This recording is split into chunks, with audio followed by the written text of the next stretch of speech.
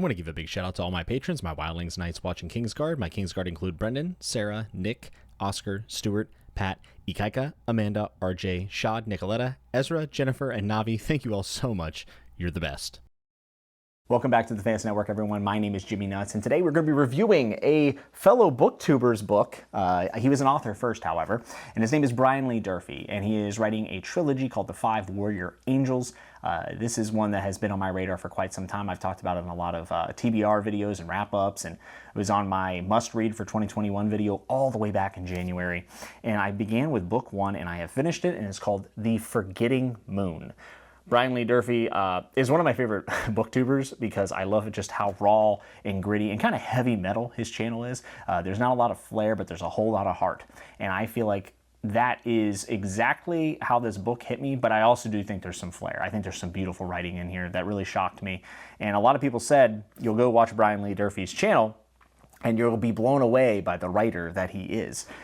With that forewarning, I wasn't too shocked. I think Brian Lee Durfee's review channel is immensely entertaining, but he also has a super great grasp on what makes something special within the fantasy genre and sci-fi, and he reads a bunch of other stuff, westerns. But when I actually hear Brian Lee Durfee talk and review books, I find him liking a lot of the same things that I do. He's a huge fan of Tad Williams, which we all know. I love me some Tad.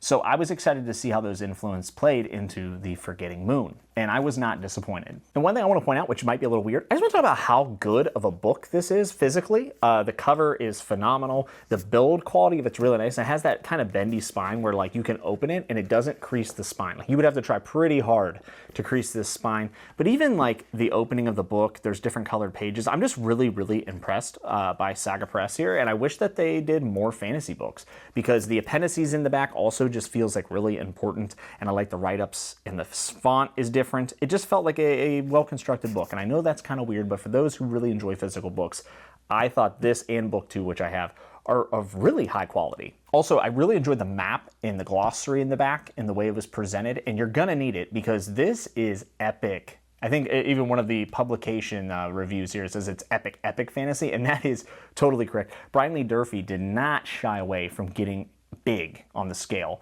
and I thought that the glossary really helped me out, and so did the map. And I mentioned that Brian Lee Durfee really enjoys Robert Jordan, he really enjoys Tad Williams, which you know that I love Memory, Sorrow, and Thorn.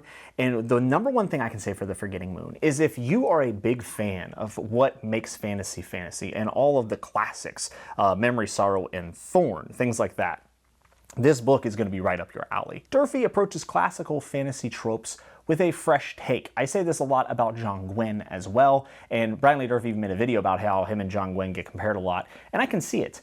The big difference here is, and I need to say this up front, is this is heavy metal fantasy. This is as mature as it gets, and when I say mature, I don't mean to downplay books that don't use all of the elements that this book does. I'm just saying that this is R-rated fantasy. So if you've ever wanted to see what maybe Lord of the Rings or Memory, Sorrow, and Thorn, The Wheel of Time would look like with a hard NC-17 rating, this could be it. I don't, maybe it's not NC-17. I don't even know if that's a rating anymore, but this is like strictly R-rated fantasy, very grimdark. It's almost like a grimdark take on the classical stuff that we all know and love.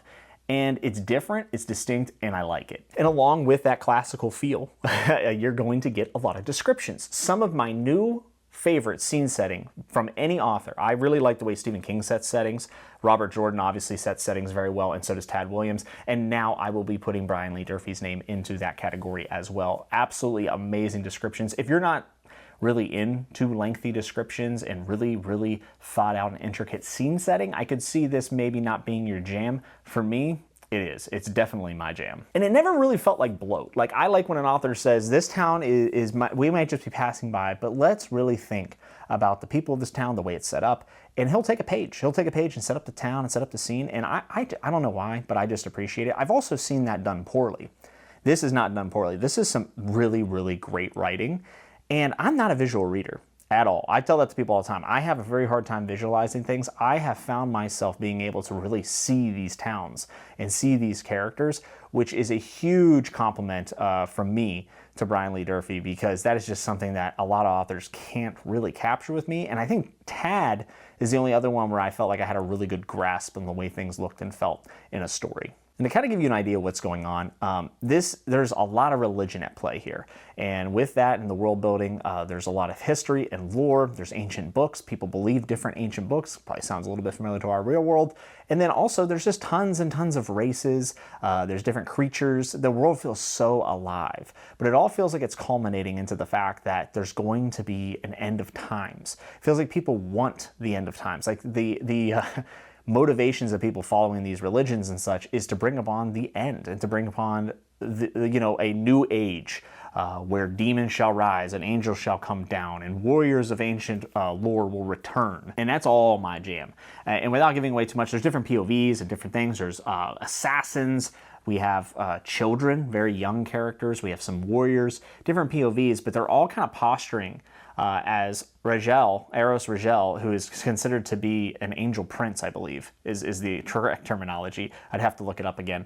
But he's trying to take over lands that his kingdom has lost, which is sore severe. But with that said, he's not just trying to get back his lands, he's trying to move forward to bring fiery absolution to the world. He's trying to engage the end of time.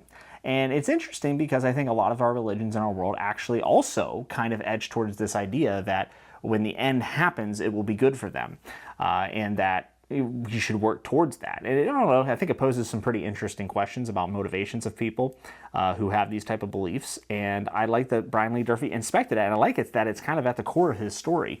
And you're looking at people who have different interpretations of different books of how the ending should happen of this world. And then you have some people who I think just don't really want the world to end. They enjoy their lives, and this is not something that they've been looking forward to.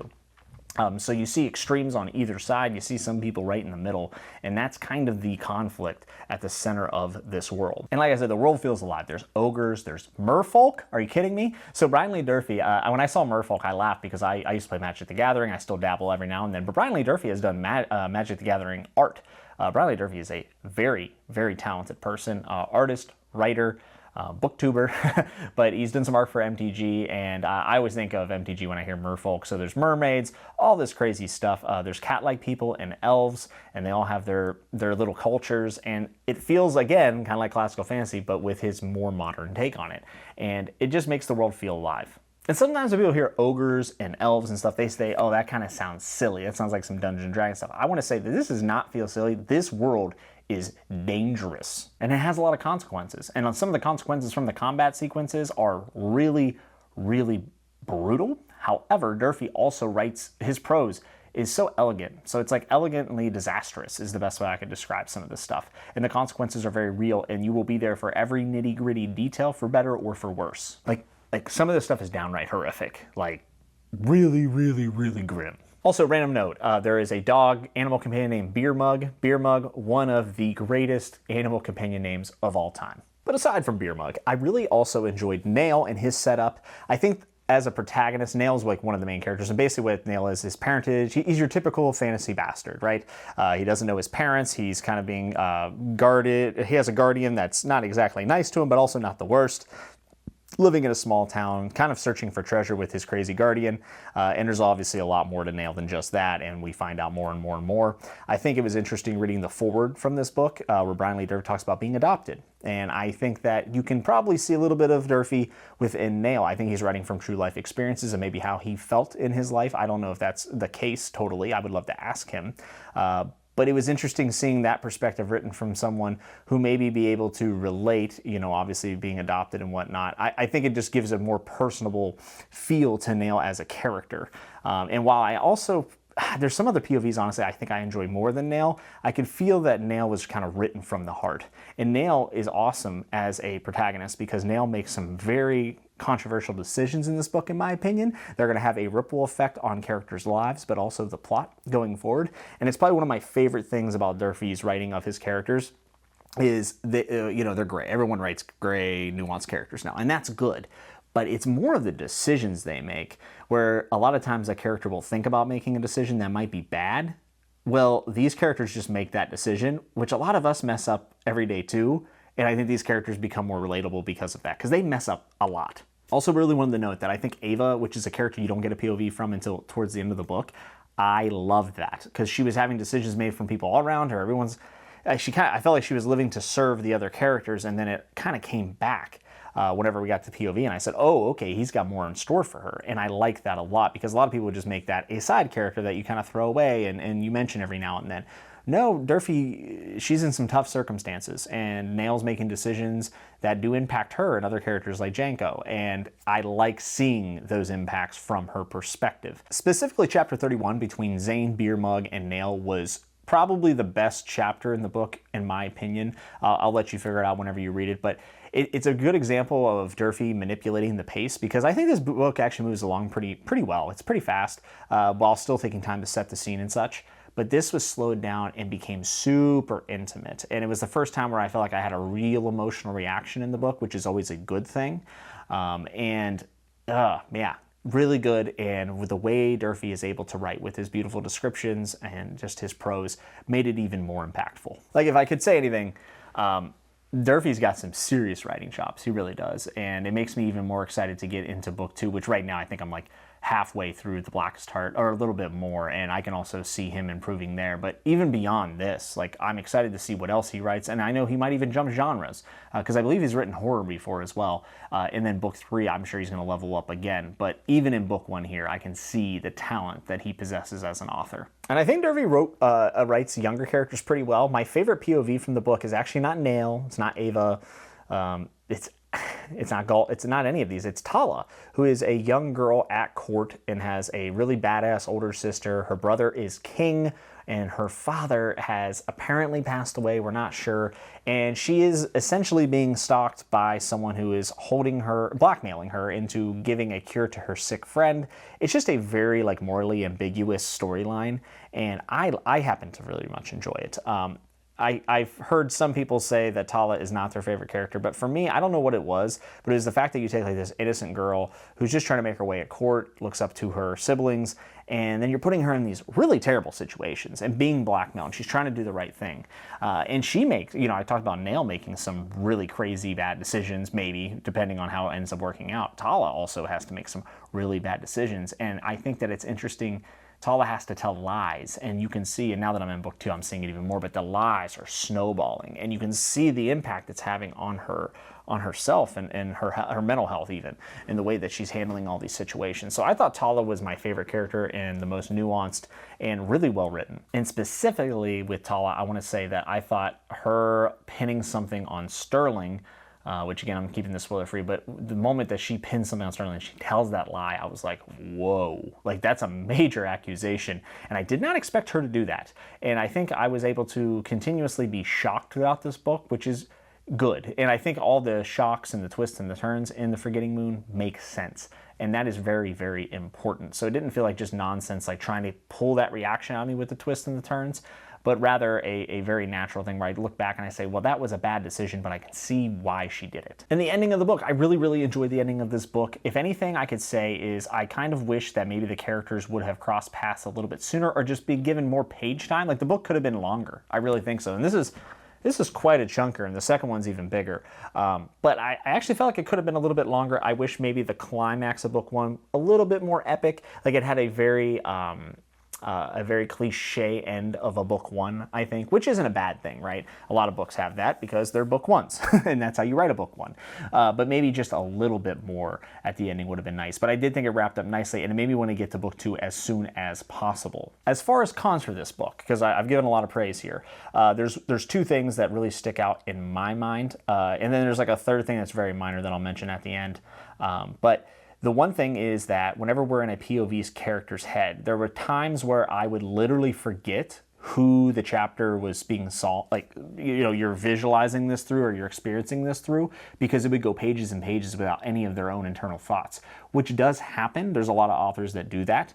However, I kind of wish that I would have been able to get a little bit more internal monologue, because those, even just little throwaway lines, Tala thought that was very interesting, or something like that. I don't have great examples off the top of my head, but whenever you do that, you have a chance to build a more intimate relationship between the reader and the person that they are experiencing these crazy events through. So there were just times where I would be like, oh crap, this is a Galt POV. I didn't even realize, because the two other characters are just talking and I'm not getting any of Galt's internal monologue. And Galt's just a random example. There's other ones. And this is not the case for every single POV chapter. This doesn't happen all the time, but it happened enough to where I felt like I was disconnected and I was watching through a window pane rather than through the eyes of the character. The second con I have is that I felt like there was a little bit of monologuing for the world building purposes, because this is a vast world and it's deep and it's rich, and I love all of that, especially the religion aspect of it. I think that's probably the strength of this series. However, two characters would have a conversation where they already knew the information and they were like repeating it to each other, like, well, of course you know that Lejean does this or that, and it's just like, okay, but you guys already know this, you're just doing this to fill in the reader. That happens a lot. That's not a Brian Lee Durfee problem. That's just in general, a lot of people do that, and you have to get the information out there somehow. So it's always going to feel exposition-y at some point. But maybe I would have enjoyed a character learning new things, and that does happen as well here. But there was just, especially at the beginning of the book, I felt like a lot of the dialogue was relaying information that both characters already knew. I would have loved it if maybe they were educating a different character, or would have came up in a different way, and it could have been a little bit smoother. But with that said, it's a very minor thing. Overall, The Forgetting Moon is a mature, heavy metal, fast-paced, absolutely intense classical fantasy journey with a modern take, and Brian Lee Durfee, you have blown me away, sir. I am very impressed with how deep of a story that you're telling here. The world building and the culture, the history and the lore and the religion is among some of the deepest that I've read. The inspection of religion here is only getting started, and in The Blackest Heart, from what I've read, it's already getting into possibly my favorite commentary on religion and fantasy. And I definitely recommend you pick this up. I think people who enjoy Robert Jordan, Tad Williams, John Gwen, all those will probably enjoy this, but it really, you know what, man? The Forgetting Moon, The Five Warrior Angels, Book 1, stands out on its own. And I think it's a very unique entry into the genre. And I think there are a section of people who want fantasy with a little bit higher stakes, with a little bit more intense situations, and they want the graphic nature stuff. This is it. The stakes are very high in this book, and I like when stakes are lifted and elevated. And Brian Lee Durfee did a great job of that. And you know what? Sometimes I just love seeing Bloodwood assassins and elves and all these things in a different light. So I really enjoyed The Forgetting Moon by Brian Lee Durfee. I'm reading The Blackest Heart now. I'm probably going to finish it before the month is out, and I will probably have a review after that. I might only cover it in a wrap-up. We'll see. I'm a few videos behind, but I'm definitely going to continue to read Brian Lee Durfee, and I do recommend this book, and I enjoy it a lot. Obviously, not for the weak of heart. It is going to be one of the most graphic things that you've read in quite a while, but it has a great story at the core of it, with a compelling cast of characters and some of my favorite modern world building. If you like this video, go ahead and hit like and subscribe. I appreciate you spending your time with me today. And in the description, there is a Patreon. It's optional, but always appreciated. We have a Patreon-only Discord that's a lot of fun. It's a small group of people in there, but you know, we get to know each other pretty well and have a really good talks. And we were talking about The Forgetting Moon a lot in there. But again, thank you so much for spending your time with me today. I hope you're good. I hope you're safe. And until next time, remember to always keep turning the page.